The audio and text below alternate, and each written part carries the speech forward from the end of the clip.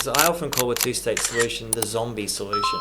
So, two-state solution is not realistic, and the only thing we need is like a one state where everyone... A democratic state. I mean, who can be against that? I mean, people are against it. I mean, go figure why they would be. But one democratic state, one person, one vote.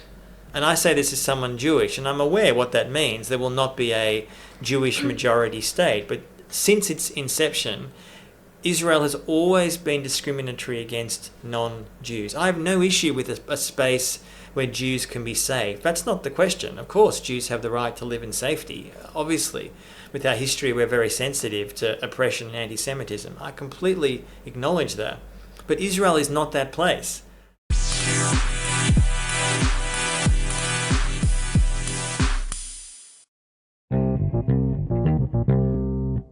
Halo Sobat Lingkungan, aku Rizka, dan kali ini kita akan ngobrol tentang sesuatu yang mungkin setiap hari lewat di lini masa kita, tapi jarang banget dibahas dari kacamata lingkungan hidup dan krisis iklim, yaitu Palestina.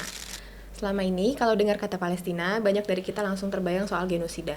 Tapi di balik semua kekerasan itu, ada satu kekuatan besar yang jarang disorot, yaitu industri militer dan teknologi pengawasan Israel yang bukan cuma menindas rakyat Palestina, tapi juga menyuburkan krisis iklim dan ekosida di tanah Palestina. Dalam buku yang berjudul The Palestine Laboratory, buku ini membahas bagaimana penderitaan rakyat Palestina dijadikan semacam laboratorium untuk menguji senjata, sistem pengawasan, dan teknologi militer yang kemudian diekspor ke seluruh dunia, termasuk ke rezim otoriter dan negara yang ingin memperkuat kontrol atas warganya, tak terkecuali Indonesia. Nah, pertanyaannya, apakah semua ini ada hubungannya dengan krisis iklim global, dan di mana posisi negara kita, Indonesia, ketika mulai melirik hubungan dengan Israel dan mendorong solusi dua negara atau two-state solution? Kita beruntung banget bisa ngobrol langsung dengan penulis buku Palestine Laboratory. Di studio sudah bersama aku, Antony Loewenstein, independent journalist, jurnalis independen, dan juga penulis dari Palestine Laboratory. Selama bertahun-tahun, Antony meneliti dan melaporkan bagaimana Israel menggunakan pendudukan atas Palestina sebagai ajang uji coba teknologi militer dan pengawasan, lalu menjualnya ke berbagai negara di penjuru dunia. Thank you so much, Antony, for being here with us. Thanks so much for having me. So the podcast is called Ngobrol Lingkungan. Actually, we're talking about the environment, basically. Yeah. So, could you tell us a little bit about yourself? I am Australian, I'm German, I'm a dual citizen, I have passports for both. I am Jewish, but I'm anti-Zionist, so that basically means that I don't believe that Israel should be a Jewish state. I also call myself an atheist, which might be confusing, but it means I'm not religious at all, but I'm culturally Jewish. I've been a journalist for over 20 years. I have done lots of work in various countries. I was based in South Sudan in Africa in 2015. I was based in Palestine between 2016 and 2020. I have written lots of books on lots of issues, from the war in Afghanistan to the war on drugs, and my most recent obviously is the Palestine Laboratory. Okay, so we're going straight for it. Could you tell us a little bit about your book and what's it about, and why do you use specifically the term laboratory? So the best way to summarize what the thesis of the book is and what I explore is pretty much from the beginning of Israel's existence in 1948. Israel has realized that the Palestinians, in their view, were a threat, so to speak, to their majority and to a Jewish majority. And therefore they needed to find ways to control and manage, so to speak, Palestinians. This was even before 1967, when Israel took control of the West Bank, Gaza, East Jerusalem, and the Golan Heights. And in the last close to 80 years, but certainly since 1967, when the occupation began in full, Israel has found huge amounts of ways to trial and test weapons and surveillance technology on Palestinians in Palestine, which they then sell to the world as battle-tested. So they have sold equipment to any number of countries, from dictatorships and democracies, from Indonesia to Chile under Pinochet, a dictator, from Saudi Arabia to Rwanda. There's probably about 140 countries, so the majority of countries on this planet, that have bought some form of this equipment in the last half century. And it's a pretty disturbing trade, and the reason I call it laboratory is that that's essentially what it is. They have all these Israeli defense companies and Israeli government testing equipment, testing ways to control an occupied population. And for those who aren't aware, when you live in, say, Tel Aviv, where many Israeli Jews live, The occupation is literally down the road. We're not talking about tens of thousands of kilometres away. It's literally down the road. And when you have a ready-made occupied population on your doorstep, as Israel has, with no interest or desire to end the occupation, and a desire, I would argue, to continue the occupation and maintain it for historical reasons, for land reasons, for religious reasons, for ideological reasons, for racist reasons, then you are going to do what you can to maintain that. And sadly, Palestinians are the guinea pigs in that. Okay. So, at the start of this podcast, you mentioned that you are Jewish, which is a bit of a sensitive issue, I guess, for Indonesians, because most of Indonesians think that Jewish people are supporting Israel, but it's not always the case, right? And so what I want to ask you is that you probably had this question a number of times, but since you wrote your book, especially My Israel Question, is that how does the ongoing occupation and genocide change your view about Israel and your Jewish heritage? And does it affect most Jewish people around the world? So when I was growing up in Australia in the 1970s, it was pretty common then, and it's still pretty common now, that as a Jew you are told by your parents, by your family, by your synagogue. We were never a very religious family, but it was seen as important to support Israel. Why? Most of my family were killed in the Holocaust by the Nazis in World War II, and the ones who got out came to Australia, the UK, elsewhere. And for those who don't know, if you're a Jew, you can go to Israel tomorrow, and if you can prove that you're Jewish, you can become a citizen quickly. Now, I'm not a citizen of Israel, and I've never wanted to become one for mostly moral reasons. I think it's outrageous that a Jew like me with no real connection to Palestine can become a citizen and get a passport, whereas a Palestinian who has far more connection cannot do the same thing. It's just racism. So when I was growing up, I found a lot of, you don't have a language to really understand this when you're 10 or 12, but I heard a lot of racism at the time against Arabs and Palestinians and Muslims. As time has gone on, to fast forward to now, there is a growing number of Jews around the world who do not support Israel, who oppose Israel, who say Israel does not speak in our name, who are building organizations in the US that would be Jewish Voice for Peace. If not now, I'm involved in Australia in Jewish Council of Australia, various organizations which are mostly full of not just younger Jews, but Jews in general, who are so appalled and disgusted by what Israel is doing, because we believe that it is threatening not just the security of Jews, but the security of everybody in the world. And what I mean by that is it's more unsafe to be a Jew in Israel than anywhere else in the world. So to me, and to growing numbers of Jews, anti-Zionism is a moral response to the situation. I'm not denying anti-Semitism. It exists. It's real. A hatred of Jews, a visceral hatred of Jews is real. I mean, history is full of examples, obviously the Holocaust being the most obvious one. But the fact is that having a Jewish ethno-state, a racist state that discriminates against non-Jews, which is what Israel does, doesn't protect us. In fact, it does the opposite. It endangers us. So, yeah, I'm proud to fit into a long history of Jewish anti-Zionism, and thankfully we are growing in numbers, particularly since the genocide in Gaza. Yeah, I mean, we've seen a lot of that. A Jewish Voice for Peace is actually one of the most prominent and probably the most profiled in social media. But I guess not a lot of people know that, because in Indonesia, we're being fed that all Jewish people are bad because of Israel, and that's not always the case, because not everyone agrees with Zionism, and even there's also non-Jewish people that agrees with Zionism, which is ironic. Absolutely. And I mean, you see in country after country, in various polling in the US, UK, Europe, Australia, particularly since October 7 and what the world has seen of Israel's genocide and the mass killings and starvation and rape of Palestinian men and women, is a growing awareness that Israeli actions are not just unacceptable, but as a nation, whether you're American or Australian or British or whatever, we shouldn't be supporting this. Why are we as Western countries supporting this? Despite all the horrific actions in the last years, virtually every Western country still supports Israel, backs them, arms them, supports them, protects them. And that shames many people. And you see the public protests around the world. In country after country after country, people saying this is Jewish and non-Jewish. And I know that in many places they are smeared as anti-Semites, which is outrageous. I said I'm not denying anti-Semitism is real. It's real. But 99.9% of protests against Israeli actions is not anti-Semitic, it is anti-Israel because what Israel is doing, because people are seeing on their phones or their computers every day the horrific conditions that Palestinians find themselves in. So there are definitely growing numbers of non-Jews as well. I understand in Indonesia the perception will be amongst many people that because the voices often that one hears, either Jewish voices or others, is very pro-Israel. Says Israel right or wrong, we support what Netanyahu is doing, we support, they won't call it genocide, but we support the actions of what Israel's doing. But the fact is that those are not the only voices, and in fact the other voices are growing. And what worries me is that the Jewish community globally that supports this, or for that matter Christian communities or even Muslims that support Israel, are, I would argue, either blind to what Israel is and what it's doing, or they're racist. Yeah. I mean, there's only one of two options. You can either ignore what Israel's doing, but you're blind if you are.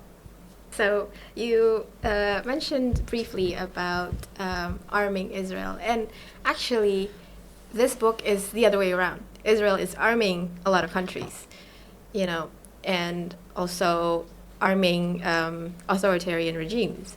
And democracies. And democracy, of course. And from your perspective, to what extent does Israel's wars and genocide and the ongoing occupation in Palestine contribute to the environmental destruction in Palestine and worsening the climate crisis, you know, all over the world?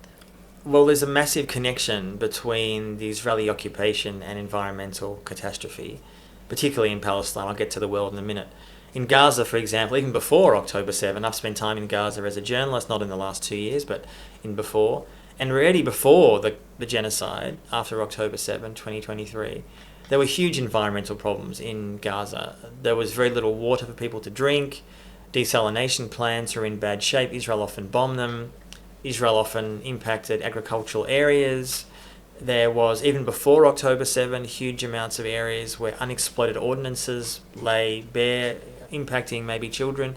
Now, fast forward to now everyone has seen the images of Gaza. It's essentially like a nuclear bomb has been dropped on the area. And the environmental destruction is mammoth. You have no reliable drinking water. You have no viable agricultural areas. You have massive amounts of ordnances, unexploded, that have come from Israeli planes, potentially impacting children who are playing in abandoned houses or destroyed houses, kids being impacted by that. There is huge amounts. Gaza is on the Mediterranean Sea. Often the sea itself is massively impacted and damaged by Israeli war. Many Palestinian fishermen can't actually go out and fish to bring food to their families and their communities because Israel often restricts how far people can go out and also often shoots them simply for fishing. Yeah. So the environmental destruction in Gaza is off the chart. In the West Bank, it's also huge. There's huge amounts of damage of Palestinians who aren't able to farm their land properly. They can't often harvest their olives. Olive trees are a huge part of Palestinian culture. People may have seen some of those images online of radical Israeli settlers destroying or burning down Palestinian olive groves. So the environmental destruction is huge. And what's so disturbing is there's very little discussion amongst the so-called global elites about the fact that there is no conversation about climate change in relation to that conflict. That's not the only issue they're facing, but rising temperatures. I mean, we just know in the last weeks that 1.5 degrees is almost certainly going to be passed. We're talking maybe 2 to 3 degrees. Already in Gaza and the West Bank in summer, Middle East summers last for 8 or 9 months, temperatures are already 35, 40 degrees. That's now. So you fast forward 5, 10, 15, 20 years, and the temperatures are going to be even higher. And there's no real mitigation. There's no real... Well, Israel doesn't care because as far as they're concerned, Palestinians don't deserve to be there anyway. And far too little discussion even within Israel itself. There's conversation within Israeli Jewish community about Israeli Jews being affected by climate change, but not Palestinians. Very little. Yeah. And I think that, A, speaks to a deep racism within many parts of the Israeli Jewish population, but secondly, just a blindness, that if somehow you think that policies designed in Israel won't impact you. I mean, Palestine and Israel are on top of each other, essentially. There's not really, as I said, huge geographic distance between the two. They're basically on top of each other. So it worries me deeply that the impacts of the climate catastrophe on Palestine is too rarely acknowledged, and especially in the last 2 years, what we see Gazans are facing in their homeland. From the racism that you talked about, there's basically no conversation at all between the impact of war and also the genocide to the climate. And it's not widely talked about in international settings, let alone in smaller conversations like what we're having, between friends and all that. But how do you think militarism and war is still largely absent from talking about the climate impact that comes with it? I think a lot of environmental groups, I'm not talking about Greenpeace, I'm just saying in general, have spent too much time not focusing on the negative impacts of war. For example, the US military is the world's biggest emitter of carbon, of fossil fuels. They are essentially emitting insane amounts of carbon into the atmosphere because the US military is so huge. They have hundreds of bases around the world. They're engaged in huge amounts of military exercises and conflicts globally. The idea that that's not even a fact that most people know, that there's no real pressure on the US military, yes, these days controlled by Donald Trump, who doesn't even think climate change is real, is worrying to me. In country after country after country, and I was living in South Sudan in 2015. South Sudan is kind of a conflict partly based on resources, partly based on land. The impact of ongoing war there, which has been going on for around 15 years, is huge amounts of agricultural areas are now barren. So where are people going to go? They can't grow their crops.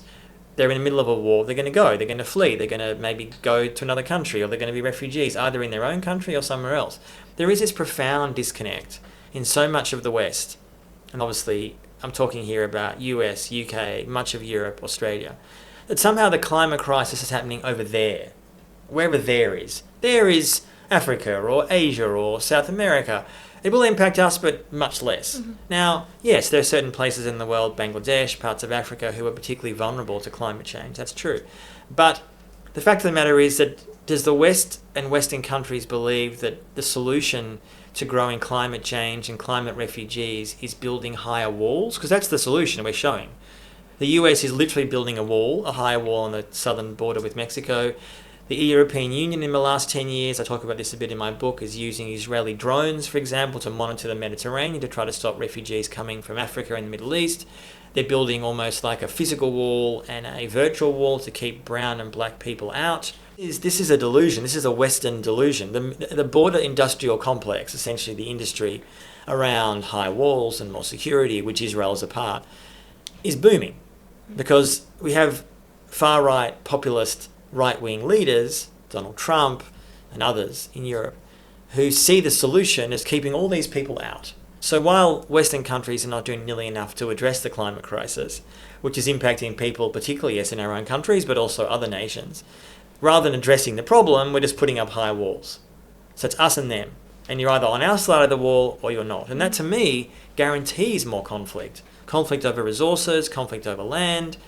It's a pretty worrying, especially when you have young kids, not that you shouldn't be worried if you haven't got kids, but if you do, it's a pretty worrying future. And I think a lot of people in the West, not all of course, but many have their head in the sand. Yeah, I mean, I don't know, it's like they don't, even if they have kids, I mean, it's like, oh no, it's not going to happen to them, But in fact, it is, especially in places like Indonesia, which is an archipelago, and much of our small islands are already sinking, and some places, including Jakarta, the capital city right now, is sinking. And so a lot of people don't think that what happens in Palestine we're going to affect them. Which is wrong, because the ideology and the thinking and the powers that are supporting what Israel is doing, either funding them, backing them, arming them, whether it's the US or much of Europe or my country, Australia, have an interest often, frankly, in a place like Indonesia, of incredibly destructive extraction, mining. I mean, a lot of Australian mining companies are involved here, including in Papua.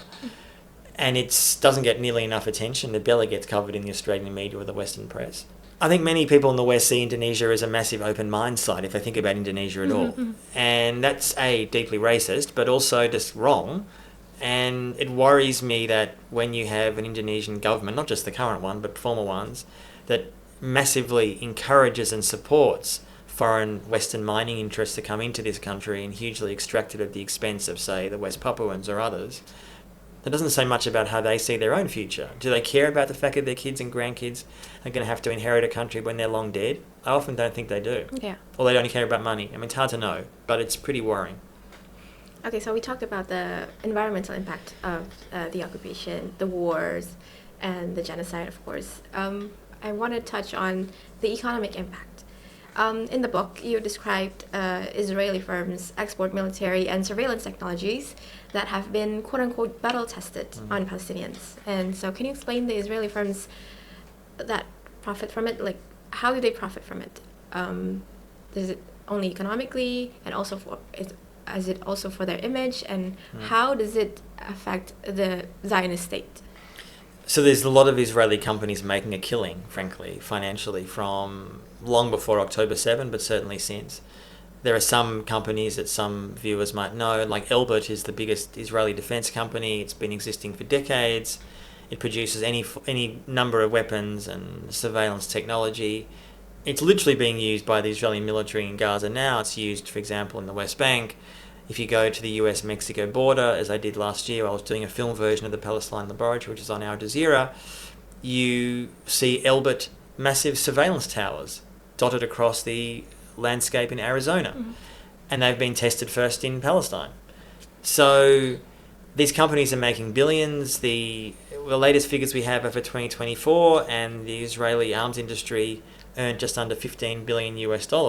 So there's lots and lots and lots of countries that look to Israel with admiration. Some of them publicly might not say that, because now, particularly after the genocide, it's seen as a little bit politically sensitive, but many of them are still keen to buy Israeli surveillance technology and weapons, maybe forgetting or ignoring or not caring that often it's been tested first on Palestinians.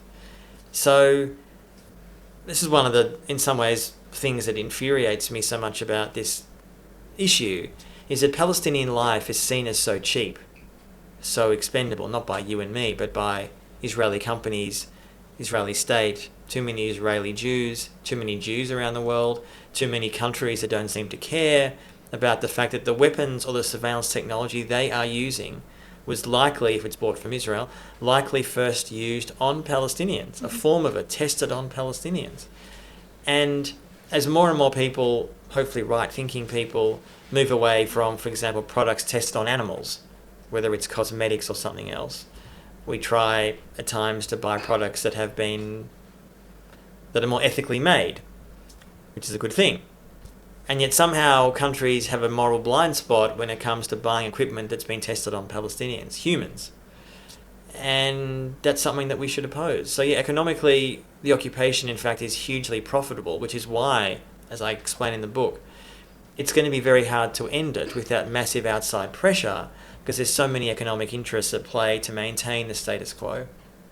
Israeli firms and also Israel is profiting from the plight of the Palestinians. Economically, yes. I mean, morally, I'd say it's been a complete catastrophe, clearly, but economically, yes.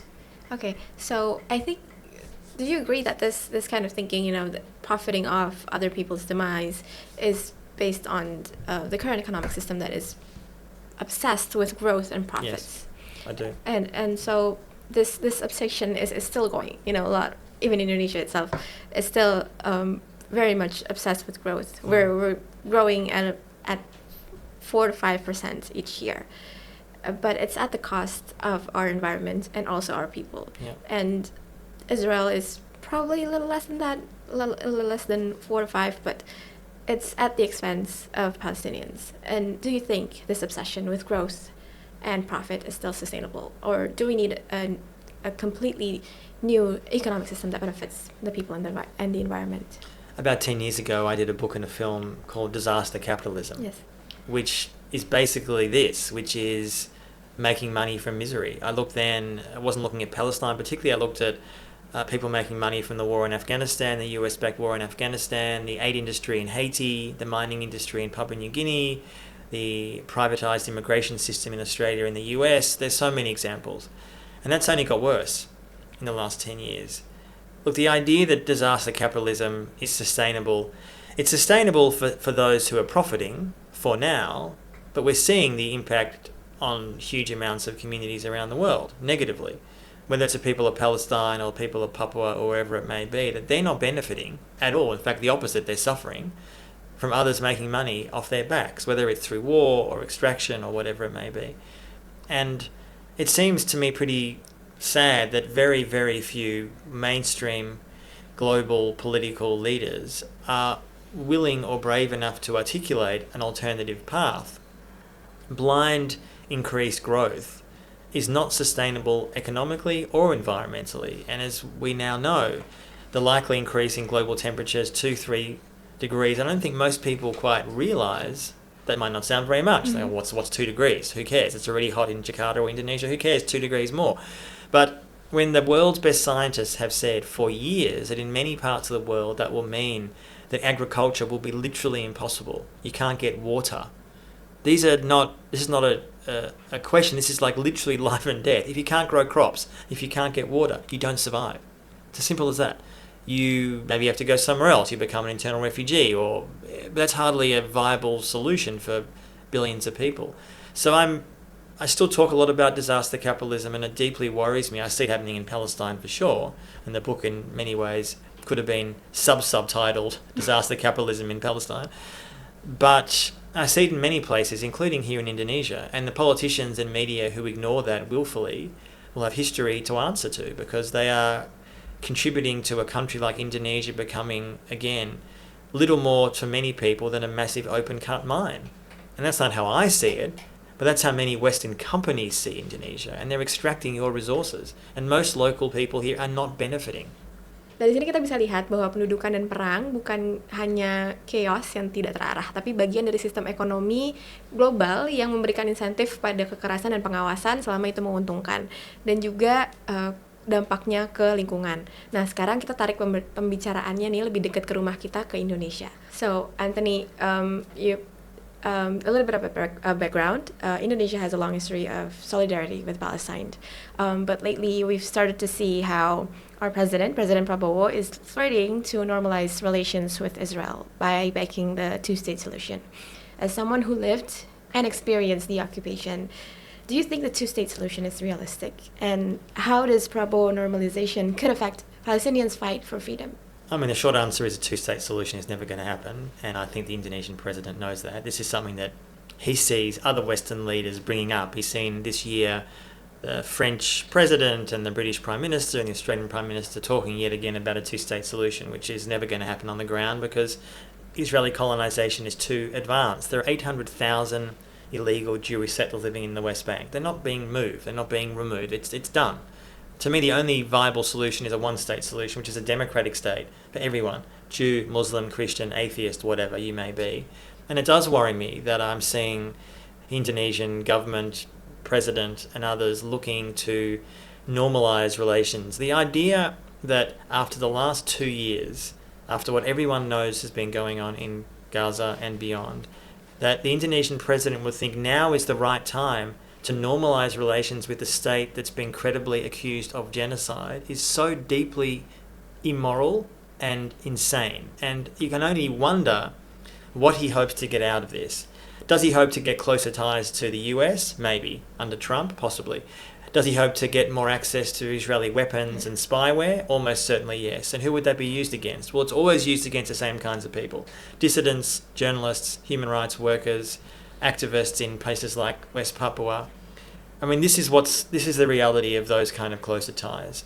So it worries me that Prabowo, who has himself a long and dark history of alleged war crimes in a huge amounts of places, particularly East Timor, has never been held to account for that. And now we're talking about him wanting to partner with another alleged war criminal, Netanyahu, in Israel as the current Israeli Prime Minister. It's a completely amoral policy decision by the Indonesian government, or the president, and it won't achieve anything for Palestinian liberation. In fact, the opposite will happen, because I often call a two-state solution the zombie solution. It gets brought up every few years by Western leaders when the political situation in Palestine is horrific, which obviously the last 2 years it has. There's no viable path towards it. There's no real pressure anywhere to enforce it. There's no constituency in Israel to support it. So it's kind of this fantasy solution put forward by, as I said, Western leaders and now the Indonesian president, who either is lying to himself or being lied to.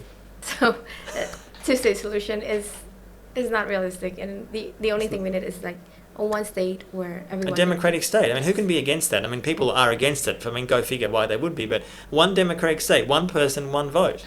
And I say this as someone Jewish, and I'm aware what that means. There will not be a Jewish majority state. But since its inception, Israel has always been discriminatory against non-Jews. I have no issue with a space where Jews can be safe. That's not the question. Of course, Jews have the right to live in safety. Obviously, with our history, we're very sensitive to oppression and anti-Semitism. I completely acknowledge that. But Israel is not that place, especially because the only way it can be achieved is through the occupation and discrimination against non-Jews, particularly Palestinians. So it's an immoral outcome. And anyone who is sane, who knows that and has spent any time there, at least who sees any video for 5 minutes of what the occupation means, cannot support that. Also, there's also talks about how the two-state solution is not viable because one state is dominant over the other. Yes. In the cases, Israel is dominant over Palestine. It's not two equal sides. I mean, you have obviously many political parties in Palestine. Obviously, Hamas still kind of controls parts of Gaza. The Palestine Authority controls the West Bank. They are deeply corrupt, deeply unpopular. You have a leader, Mahmoud Abbas, who's basically got one foot in the grave. I mean, no one respects him. He's a complete thug. This is the party you want to partner with? This is what the West is saying. We're going to reform the Palestine Authority and they're going to be the leaders of Palestine. Really? That's not what Palestinians want. Palestinians themselves are saying, we don't want the Palestine Authority. Their vision, we've seen it for the last 30 years. It's colluding with the Israeli authorities to manage the occupation for Israel. This is, I think, what the West wants, in the deluded hope that that'll silence or appease some Palestinians, but it won't, and nor should it. And it shouldn't appease us either in the West and the rest of the world. And we talked about how Palestinian solidarity is really huge in Indonesia, you know. Probably not in the sense that people would go, you know, to the road, like the one happened in Sydney. I guess you were there also? Yeah, at the Opera House I was, a few months ago. It was amazing. Yeah, it was a pouring rainy day. The weather was terrible, but yes, it was 300,000 people. Yes. It was remarkable, yeah. Okay, so maybe not that much in Indonesia, but, you know, people have this strong solidarity with Palestine. The young people in Indonesia, aside from having solidarity with Palestine, also they're also active, some of them, in climate and social justice movement. But most of them, we've seen a lot of people, a lot of young people that don't see the links between Palestine solidarity and also social and climate justice. Do you think all of these are all separate issues that stand on their own, or how do you see the links between Palestinian struggle for justice and freedom and also climate and social justice? I think it's deeply connected. Of course, there are differences between different struggles in different parts of the world, but they're deeply tied. I mean, as I often say, and the book explains this in detail, what happens in Palestine doesn't stay there. What's happening in Palestine is being exported. So even if you don't care about Palestinians, which any sane person should, even if you don't, the technology that's being used and tested on Palestinians is going to be used on you as well, whether it's spyware or a weapon or a smart wall or some kind of surveillance. It's being exported, being used by huge amounts of countries, including, I fear, already by Indonesia and more in the future if your president decides to consummate his love affair with Netanyahu. I mean, this is something that impacts all of us. And the powers that are pushing for Israel to continue its genocide are not dissimilar to the powers that want to maintain and continue the relationship that Indonesia has, for example, with other countries. That the idea of massive disaster capitalism companies or mining interests investing in Indonesia, exploiting Indonesia, whether it's Papua or elsewhere, are often the same companies that are accessing other vulnerable communities around the world, whether it's in Palestine or Papua New Guinea or elsewhere. So these issues are connected. And although Palestine can feel very far away from Indonesia, I understand that. It's even further away from me in Australia. Palestine is like a litmus test, because we've seen in the last 2 years, with a few exceptions, the entire Western political media elite fail, supporting the most horrific crimes in the name of what? Israeli security, Jewish security, none of which is true. And what it shows, and I've been having questions here in Jakarta by some young Indonesians saying to me, they see the hypocrisy. They see the hypocrisy of Western leaders talking about human rights and democracy and freedom. So when it comes to Russia's invasion of Ukraine, for example, which was clearly an illegal invasion, Russia's committing horrible war crimes in Ukraine, there's no question about that.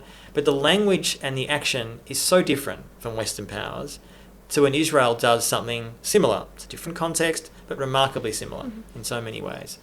We see massive global sanctions against Putin and Russia. We don't see Western sanctions against Israel, for example. We see an attempt by the International Criminal Court to prosecute Putin, which I don't have a problem with.